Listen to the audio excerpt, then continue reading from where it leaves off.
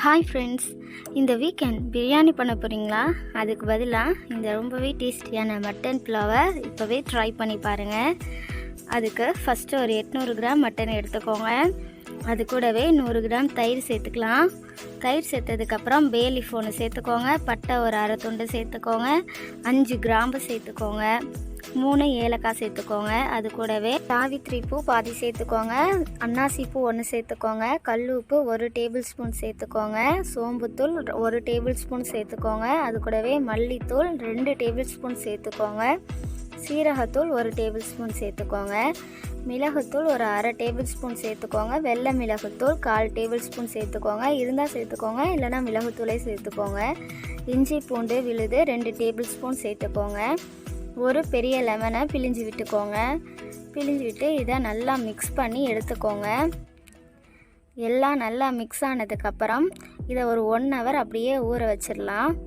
கறி நல்லா ஊறி வந்ததுக்கப்புறம் ஒரு ப்ரெஷர் குக்கரில் அந்த கறியை நம்ம சேர்த்துக்கலாம்.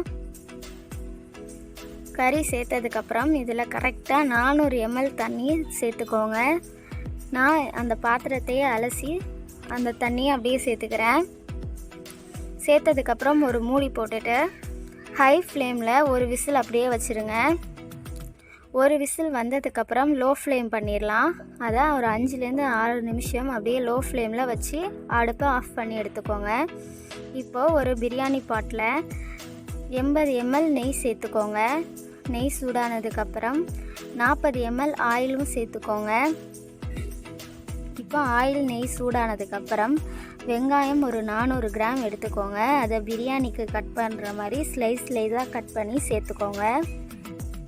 வெங்காயத்தை சேர்த்ததுக்கப்புறம் இதை பொன்னிறமாக நம்ம வதக்கி எடுத்துக்கலாம். பிரியாணிக்கு எப்படி பொன்னிறமாக வதங்கியிருக்கணுமோ அதே மாதிரியே கோல்டன் ப்ரௌன் கலரில் இதை நம்ம வதக்கி எடுத்துக்கலாம். புலாவு நல்ல டேஸ்டியாக இருக்கும். இப்போ பொன்னிறமாக வதங்கினதுக்கப்புறம் ஒரு பவுலில் கொஞ்சம் எடுத்து வச்சுக்கலாம்.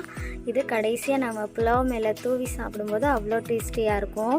இந்த டைமில் பே லீஃப் 2 சேர்த்துக்கோங்க, ஒரு துண்டு பட்டை சேர்த்துக்கோங்க, ஒரு அன்னாசி பூ சேர்த்துக்கோங்க, ஏலக்காய் ஒரு 3 சேர்த்துக்கோங்க, ஜாவித்திரி பூ ஒரு 1/4 சேர்த்துக்கோங்க. அது கூடவே கிராம்பு ஒரு 4 சேர்த்துக்கோங்க, ஒரு அரை டீஸ்பூன் பெப்பர் சேர்த்துக்கோங்க. மிளகும் சேர்த்ததுக்கப்புறம் இதை ஒரு 2 நிமிஷம் ஹை ஃப்ளேமில் நல்லா வதக்கி எடுத்துக்கலாம். இப்போது 7 பச்சை மிளகாயை நல்லா பொடியாக அரிஞ்சு சேர்த்துக்கோங்க, இல்லைனா மிக்சியில் ஒரு சுற்று விட்டுட்டு அப்படியே சேர்த்துக்கலாம். சேர்த்து இதையுமே ஒரு 2-3 நிமிஷம் ஹை ஃப்ளேமில் நம்ம நல்லா வதக்கி எடுத்துக்கலாம்.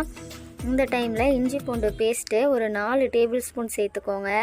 சேர்த்து இதையுமே ஒரு 2-3 நிமிஷம் ஹை ஃப்ளேமில் நம்ம நல்லா வதக்கி எடுத்துக்கலாம்.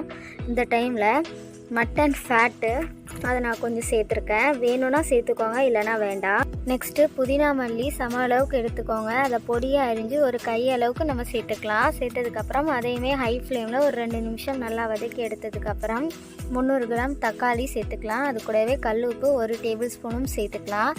சேர்த்து நல்லா வதக்கி எடுத்துக்கோங்க. வதங்கினதுக்கப்புறம் ஒரு மூடி போட்டுக்கோங்க. மூடி போட்டு அதை லோ ஃப்ளேமில் 3லேருந்து 4 நிமிஷம் தக்காளி நல்லா மசிஞ்சு வர்றதுக்காக நம்ம மூடி வச்சிடலாம். இப்போது தக்காளி ஓரளவுக்கு நல்லா மசிஞ்சு வந்ததுக்கப்புறம் இதில் சோம்புத்தூள் ஒரு 1 டேபிள் ஸ்பூன் சேர்த்துக்கோங்க. அது கூடவே தயிர் ஒரு 100 ml சேர்த்துக்கோங்க. சேர்த்ததுக்கப்புறம் ஒரு 1 நிமிஷம் நல்லா வதக்கி எடுத்ததுக்கப்புறம் இது ஒரு 2லேருந்து 3 நிமிஷம் நல்லா கொதிக்க வச்சு எடுத்துக்கோங்க. தயிர் நல்லா கொதித்து வந்ததுக்கப்புறம் இதில் நம்ம பாயில் பண்ணி எடுத்து வச்சுருந்த மட்டனை இப்போ சேர்த்துக்கலாம். மட்டன் துண்டுகளை எல்லாத்தையும் சேர்த்ததுக்கப்புறம் இதை ஒரு 2-3 நிமிஷம் நல்லா அந்த மசாலாலேயே வதக்கி எடுத்துக்கலாம். நம்ம மசாலாவில் மட்டன் நல்லா வதங்கினதுக்கப்புறம் ஒரு மூடி போட்டு லோ ஃப்ளேமில் 4 நிமிஷம் அப்படியே வச்சிடலாம்.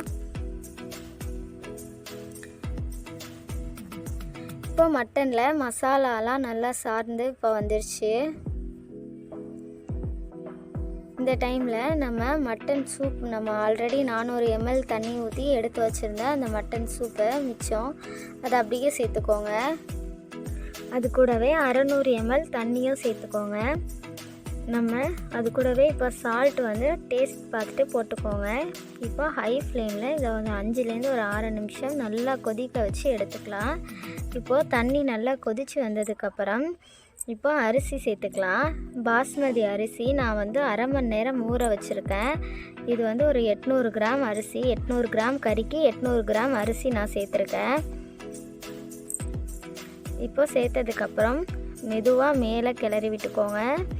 ரொம்ப வேகமாக கிளறிடாதீங்க, ரைஸ் வந்து உடஞ்சிரும். இப்போது ஹை ஃப்ளேமில் ஒரு 4லேருந்து 5 நிமிஷம் மூடி போட்டு வச்சிடலாம். இப்போ நல்லா கொதித்து வந்ததுக்கப்புறம் ஓப்பன் பண்ணிங்கன்னா இப்போ அரிசியும் தண்ணியும் ஈவனாக இருக்குது. இப்போ தண்ணியும் அரிசியும் சமமான அளவில் இருக்கும்போது நம்ம தம் போட்டுடலாம். இப்போது ஒரு மூடி போடுங்க. மூடி போட்டுட்டு லோ ஃப்ளேமில் 7 நிமிஷம் அப்படியே வச்சிடலாம். மேலே வெயிட் வச்சுக்கோங்க. அவ்வளோதான். ஒரு 7 நிமிஷம் கழித்து ஒரு 5 நிமிஷம் அப்படியே வச்சதுக்கப்புறம் நம்ம ஓப்பன் பண்ணால் இப்படி உதிரி உதிரியான நம்மளுக்கு ரொம்பவே டேஸ்டியான மட்டன் புலாவ் ரெடி ஆயிடுச்சு. அவ்வளோதான். இந்த ரெசிப்பியை பிரியாணிக்கு பதிலாக வீட்டில் கண்டிப்பாக நீங்களும் ட்ரை பண்ணி பார்த்துட்டு உங்களோட ஃபீட்பேக் சொல்லுங்கள். தேங்க்யூ.